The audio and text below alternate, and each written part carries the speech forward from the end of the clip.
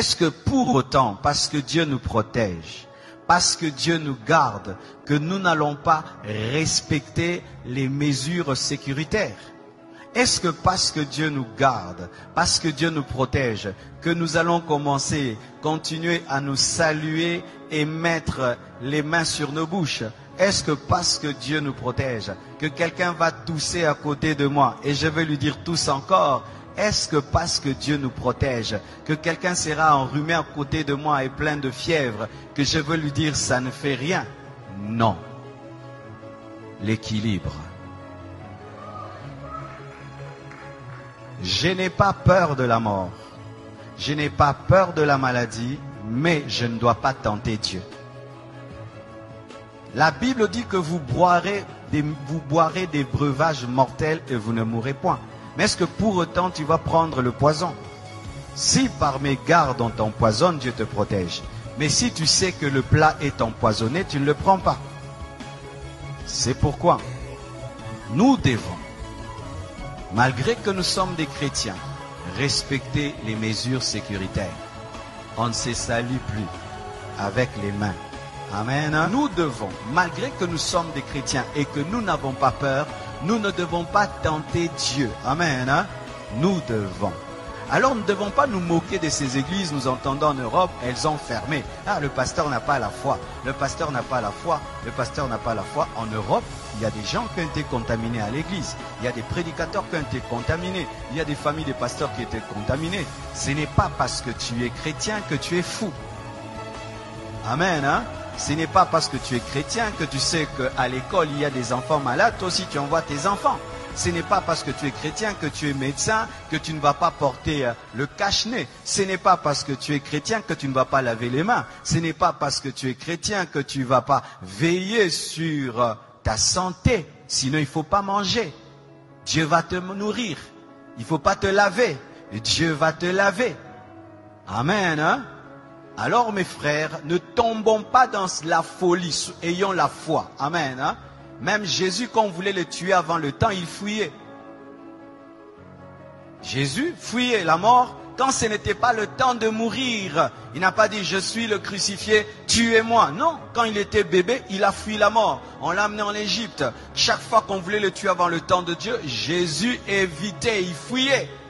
Mais quand le temps est venu, il a accepté la mort. Et la Bible dit ceci, soyez simples comme des colombes, prudent comme le serpent.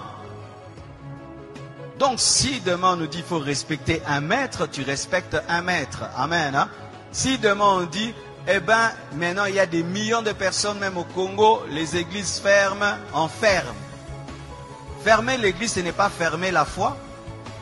Fermer un bâtiment, ce n'est pas fermer l'église, parce que l'église n'est pas un bâtiment.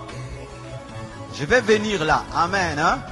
Parce qu'il y a des gens qui, au nom de la foi, ils vont aller tenter Dieu et Dieu va leur prouver ce verset de Matthieu 4, versets 5 à 7.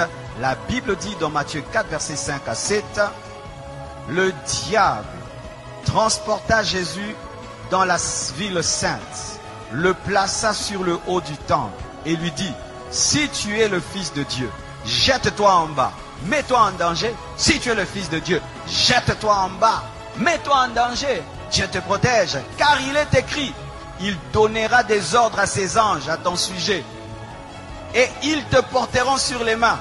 Il lui présente une promesse de protection. Maintenant, il dit, mets-toi en danger, parce que Dieu a dit qu'il va te protéger quand tu seras en danger. De peur que ton pied ne heurte contre une pierre. Jésus lui a dit quoi? Tu as raison, je vais te prouver que je suis Fils de Dieu. Je vais me jeter et les anges vont venir. Il a fait ça. Il a dit quoi? Tu ne tenteras pas le Seigneur ton Dieu. C'est dire quoi? Tu n'obligeras pas Dieu à agir. On n'oblige pas Dieu à agir même s'il a promis. Dieu, tu as dit que 1000 tombent à ma droite, 1000 à ma gauche. Tu vois 50 personnes en train de tousser là-bas, à d'éternuer. Tu viens là-bas, robo-bo-bo-bo. Vous avez Covid-40. Amen. Parce que même j'ai écrit sur internet, vous savez la conférence qui était prévu à Montréal a été annulé. Ils m'ont appelé, ils m'ont dit c'est annulé parce que la loi là-bas a interdit pour la sécurité du peuple. Et les gens disent, oh, si vous étiez des hommes de Dieu, il fallait que vous puissiez, il fallait quand même tenir cette action-là. Même si tu la tiens. Mais les gens ne vont pas venir. Et même s'ils viennent, ici ils viennent, et alors tu vas mettre en danger la vie des gens pour prouver que toi tu as la foi. Prends tes propres enfants, fais-leur ça. Moi, je ne suis pas un fou, je suis un homme de foi. Il y a une différence entre folie et foi. Amen. Hein? Alors, mes frères et sœurs, Jésus ne s'est pas jeté parce que Dieu a dit qu'il allait le protéger. Mais si on le poussait, tu allais le protéger. Mais là, on ne l'a pas poussé.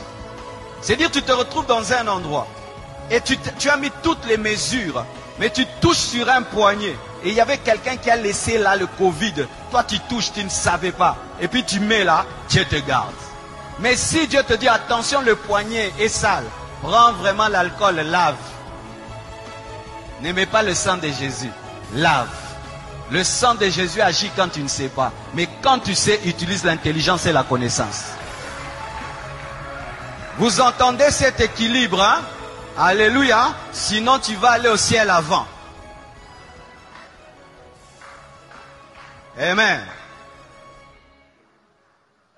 Je suis allé dans un hôpital, je trouvais un frère de l'église, il avait un cache-nez. Je vais dire, frère, tu manques la foi? Non, il a la foi, Mais est-ce que parce que tu as la foi, tu n'as pas porté des chaussures? Pourquoi vous portez les chaussures? Pas seulement parce que c'est beau, pour ne pas marcher sur le feu, ne pas marcher sur la saleté, ne pas marcher sur des épines, ne pas marcher sur des pierres qui font mal. Mais comme tu es chrétien, marche pieds nus. Parce que Dieu va te protéger, tu ne vas pas te blesser. Tu as le zèle de l'évangile. Tu as les chaussures, le zèle de l'évangile. Amen. Hein? Donc, vous ne devez pas tomber dans une fausse foi qui est en soi tenter Dieu. Amen.